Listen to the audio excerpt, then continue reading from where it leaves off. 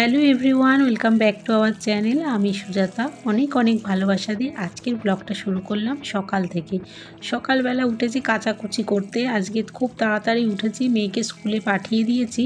পাঠিয়ে দিয়েই আর চাটা খাওয়ার জন্য বসাবসি করে চট করে চাটা খেয়ে এই কাঁথাগুলোকে ভিজিয়ে দিচ্ছি। কাঁথাগুলো না কাচলে না, রোদের তো সেরকম টেম্পার নেই। সকাল সকাল যদি কেচে দিই তাহলে এটা শুকিয়ে যাবে, কারণ প্রচণ্ড ঠান্ডা। আর এই ঠান্ডাতে মানে ঘরের মধ্যে সব দরজা জানালা বন্ধ থাকে বলে এই হালকা কাঁথায় হয়ে যায়। আর মাসের শেষের দিকে না, যখন মানে প্রতি মাসের যখন শেষের দিকে মানে বুঝতেই পাচ্ছেন, পিরিয়ডস চলাকালীনের এই জামা কাপড় যতই পরিষ্কার থাকুক কাচতে হয়। এটা একটা বাতিকেও বলতে পারো, অনেকে কাচে না, কিন্তু আমার একটুখানি পরিষ্কার পরিচ্ছন্নতা লাগে বলে আমি সব বিছানাপত্র কেচে দিই।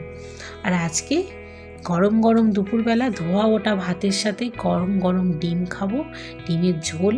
আর এই ছোট ছোট মাছ নিয়ে এসেছে। এই শীতকালে না ছোট মাছের চচ্চড়িটা না দারুণ লাগে ধনে পাতা দিয়ে। ধনে পাতা দেবো না, আমি আজকে ঝাল ঝাল করে খাবো। কারণ হচ্ছে মেয়ে খাবে না, মেয়ে ছোটো মাছে কাঁটা লাগে বলে মেয়ে খেতে পারে না। এটা আমার জন্যই এনেছে সম্পূর্ণ, আমার বড় খেতে চায় না। আমি আজকে ঝাল ঝাল করে নিজের মতো করে একদম চচ্চড়ি বানাবো, ধনে পাতাটা দেবো না।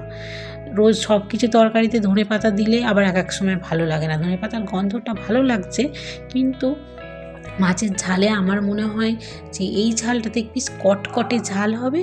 মেয়ের জন্য দিতে পারি না ঝালটা।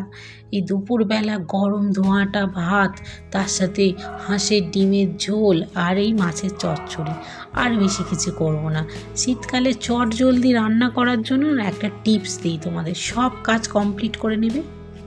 যদি গরম গরম ভাত খেতে চাও, সব সকালের কাজ ধোয়া মোছা থেকে আরম্ভ করে কাচাকুচি সব সকালবেলা করে নিয়ে তারপর একদম রান্নাঘরে একদম পরিষ্কার পরিচ্ছন্ন হয়ে রান্না করে নেবে।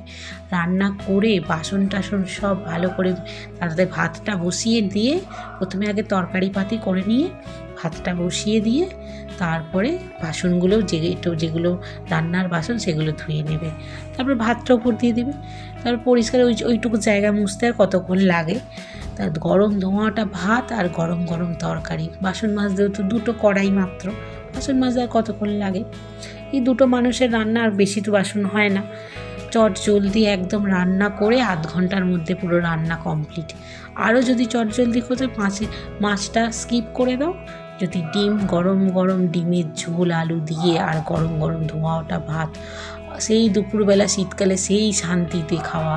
আর যদি ছাদে বসতে পারো রোদের মধ্যে, আহা সেই শান্তি। আর তৃপ্তি করে খাওয়াও যায়। গরম গরম যেমনই রান্না হোক, গরম গরম ভাতের সাথে ডিম আলুর ঝোল, সেই মানে স্বর্গের সুখ।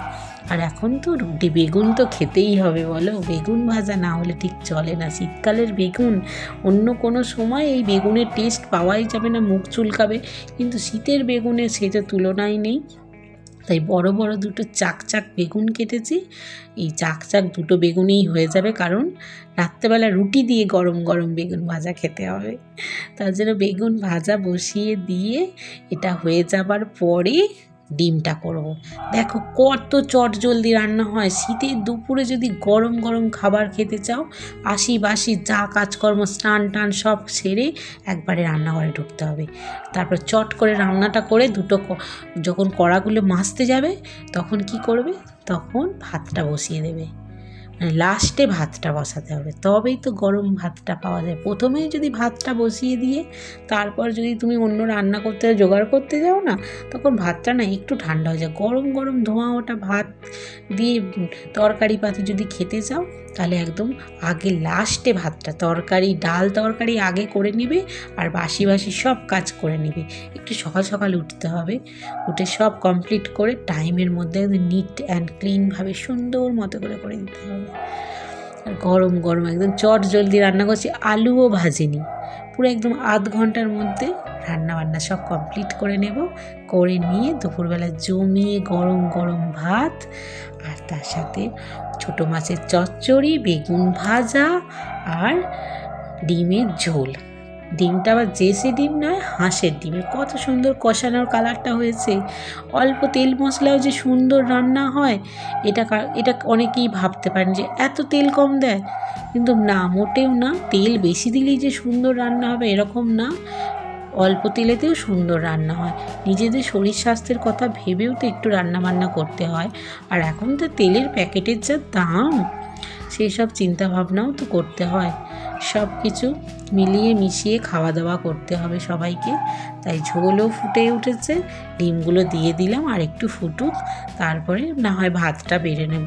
আর আজকের ওয়েদারের আপডেট, সুন্দর একদম মিষ্টি রোদ। এই মিষ্টি রোদের মধ্যে এবার আমরা খেতে বসবো। এই এত সুন্দর ওয়েদারে এত সুন্দর একটা থালি, বাঙালি থালি, বেগুন ভাজা, ডিমের ঝোল আর ছোটো মাছের চচ্চড়ি। আমার এত পছন্দ ছোটো মাছের চচ্চড়ি, চিন্তা করতে হবে না। বাড়ি গেলেই মাকে বলি। আজ তাহলে আসি, অনেক ভালোবাসা। Thank you so much.